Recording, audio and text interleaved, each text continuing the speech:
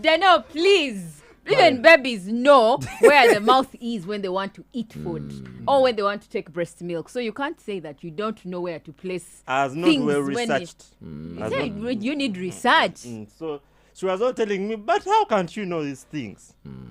You know, it's harder when the girl is experienced and you're not as the guy. It's easier when This the is guy has some around sort of 19 experience. years of me. So let me ask. What? They know. They know. I'd kept myself at like that. 19 years, you did not know where to place things when you want to. Batusomesa katekism. But ugamba, please. Don't engage in these acts. Follow 10 commandments. So I was respecting. So were you watching movies? Were you, by that time, did you know something? I could watch and feel things, but Uh-huh. I And didn't where know would you what feel to the do. things that you don't know where to place? They know is just fooling us They this know kind morning. of Hello. fool us. Hello. So when he sees ears on us, he calls us gods. Gods. Anyhow, away from that part, what do we have happening in this So, beautiful of course, country? Flora is going to come and give you the details of Yes. it. But Ellen Skin has been granted bail by the Makinde Magistrates Court this morning. Yes. Just a few minutes back, Esther Dikini, who is the presiding chief magistrate or presiding over his case, gave him bail on these conditions. They are him and his bodyguard, of course. So 1 million cash bail. Then there's a non-cash bond for the sureties they presented. Remember, he presented his mother, and I think he presented his brother, and I think a news reporter, something called Ankunda Allen. And then also his bodyguard also presented 3 sureties, and the court has agreed, has found the surety substantial, and the magistrate said they have to stay within the country, they have to pay the 1 million cash bond, they don't have to go on social media ranting about this case, because if they do, the bail will be cancelled. Okay. And of course, they're not going out of the country without permission. But he's and going to the case has perform. been adjourned up to 13th of January. He Of course, can he's perform. entitled to performing. Okay. This particular case is the one of assault of the people at Nsambia Hospital. Okay. And according to the lawyers of Ellen Skin, they agreed to an out-of-court settlement, an amicable settlement. So they lost interest in the case. And The people of Zambia. yes, in pursuing court channels. So that's why the case has this is the assault case. So bail has been granted. Flora will give you more details. And the Kasimu on charge, the what story. have one with it? Kasimu is still there. It's still ongoing. But it's not serious, like, you know. It's before court, but of course it's bailable. It's not that serious. The one that could have been serious is this one. So as of we grievous speak, harm. he's not going back to Ruzida. No, he's not going back. As long as he meets these terms and conditions, if he has the 1 million cash, he's going to go. He's appeared this time around. He entered with his hood on. People actually missed him, but in court he had to take the hood off, and so his hair dreads were off. But it kind of looks good, by the way. Did he have his kako feeder, the one he came with the last time? No, he just had a hood on. Then he removed the hood, and his now head he has was like for DJ Nimrod. No, his hair, he looks good. He actually looks. I think it looks better For you. for me. Toja kuria. Anyway, that's the update about Patrick. We know him as Allen Skin. We shall keep you posted. Away from that, what else do we have? Now, the motorcycles. Yesterday, there was a consultative meeting with officials from the Ministry of Works and Transport, led by the Minister of Works and Transport, that is Katumba, General Katumba Wamala, and then assembling companies and dealers and financiers in motorcycles. And it was resolved that with the Ministry of Works and Transport and UNBS that all motorcycles that are going to be assembled going forward are going to must have 2 helmets. A helmet for the rider, a helmet for the customer.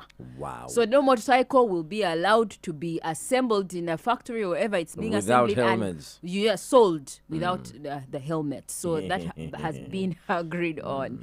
And then also during the meeting, this is part of measures to streamline the boda industry. They're also going to introduce jackets, reflector jackets. They actually showed a sample of the jackets. They are kind of blue. The jackets have the name of the boda, the place that they operate from.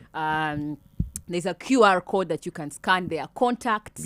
Yeah, they're going to be blue, I think. But they're depending on where, because they're pink for Central Kampala, reflector jackets, boda as we put on pink ones. Then dark blue, those operating within Makindye. And then there's also, I think, green, forest green for people from Nakawa. Boda is operating within Nakawa. So every area is going to have its different. So what happens when you lose the helmet now, since it is mandatory for now you to buy your pichi with a helmet? helmet. We menyeka. Auntie, you have to buy another helmet. Because so why don't I just buy the you. pichi alone and then buy the helmet separately, like the way we've been doing it? And now, because motorcycles have not been coming with helmets, the onus has been on you as a rider. So I don't know whether this is going to double the price of bodas, because we know how Ugandan people operate, how business people operate. The price of purchasing the the helmet motorcycle or the transport fares of the boda. I don't know. But even the bodas can say kati omanyi helmeti na kachigula na kachigula boda kuloni kati. You know, maybe because that's how people. When bad them kubanga ka helmet. So, but previously Kananura, the spokesperson for safe traffic, was saying that passengers must acquire these helmets. And then the questions were around how is it feasible, like for a customer to go and buy a helmet or whatever. So I think they thought this as a better method. If they come from factory with helmets, only thing is the people who are purchasing these bodas on loan, I don't know whether the price will go high because of 2 helmets.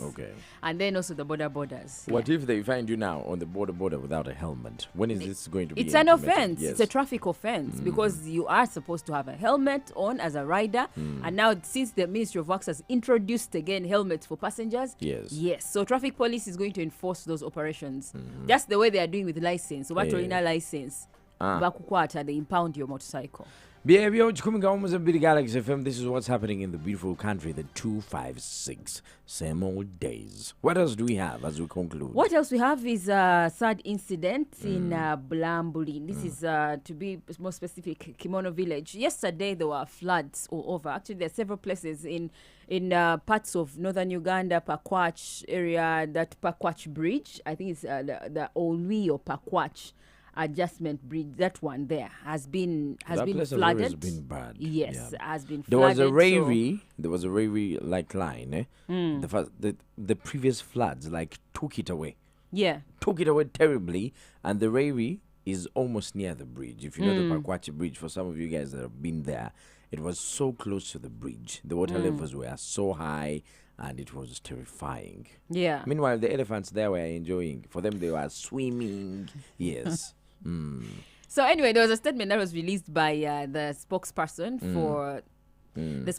for UNRWA, that is Alan Sempewa, this morning, and he was talking about the floods and how they have cut off the journey for people. I was giving alternative routes. He said currently the water levels are still high, so people have to stay clear of that area adjacent to Pakwach Bridge. And he was saying that travelers who are moving from Kampala to West Nile can still connect through the Para, Chisanja Park Junction. That's the one. Then motorists who are from Gulu to West Nile, they're advised to use Atiak, Ajumani route. That is far. Yes. And they should also cross using Lapori ferry to reach Moyo and the surrounding areas. Then motorists of Gulu, Lira, and Kitugum and beyond advised to use Masindi Port ferry through Renkunye off Kampala Gulu Highway during this time, as UNRWA tries to assess the situation and see how they can make it better. And then also there is a sad incident. There's news of flooding in Bulambuli. Landslides have swept people. We know usually. Bulambuli, that's eastern Uganda. Yes, eastern side, Sironko, where yesterday there was floods that cut off roads at Manafa. Now the rains have been pounding for hours. And this usually affects their terrain. Now close to 30 people. That's the news, but it's unsubstantiated because some different sources are giving different information. We are yet to substantiate which one is real, but people are feared dead. Some say 30, others saying 3, others saying 4, others, but several houses have been displaced. Last night, that is when the disaster happened, and the RDC of Bulambuli has confirmed that several people are stuck under the debris. And this is in Kasenyi village, Zibebi parish, Bukiabo sub-county, where also people have also died to floods. So that's what's happening. Sad. It's sad. For some of us, tour operators now money. No, not all hope is lost. Let me Why do you explain say to you. money? Let me explain to you the situation Okay. of what is happening. When you approach Mission Falls National Park, that's in okay. yeah, most of the accommodation, if you're not sleeping on the Masindi side or inside the park, you sleep in Pakwach. Okay. After the bridge. Yeah. That is not possible anymore. And remember, the Karuma one had been cut off already. Yeah. You remember that? Yes, So we've Karuma been is- using Masindi. Now you don't have that entire route. It's like saying from Namaojoro up to Iganga. You can't access that route. For you to access that route, it has to be accessed through Panyas Yes. and these other connecting roads. Yeah. It is, imagine people that invested several businesses. There are factories there. There are farms there. Yeah. There are lodges there, Yeah. hotels there. There's so many there. There's waliwo abasuubuzi abaveeyo Yeah. okujja mu kibuga, so it's impossible for them. And the alternative route they are using is It's like now longer, telling you, it's really instead long. of using Iganga, you have to hammer Tororo, then you do Soroti, and then come through like this. Man, You understand? That is triple transport. Think triple, quadruple fuel and everything. So it's going to be a challenging time. Yeah. But Conveniencing, but I think that's what we deal with. And several countries deal with floods, really. Like, we've seen countries that have, yes, Henry, facts. I know that it's really inconveniencing in terms of finances and time and all of that and business like Yes, tourism and yes. yeah. But at the end of the day, we have to. The good thing we have alternative routes. What would be sad is if a road is completely cut off Yes. and there are no alternative paths. Ngofunaoka helicopter. This is the Mid-Morning Tukone 100.2 Galaxy FM. More stories are on our website. That is www.galaxyfm.co.ug. All right.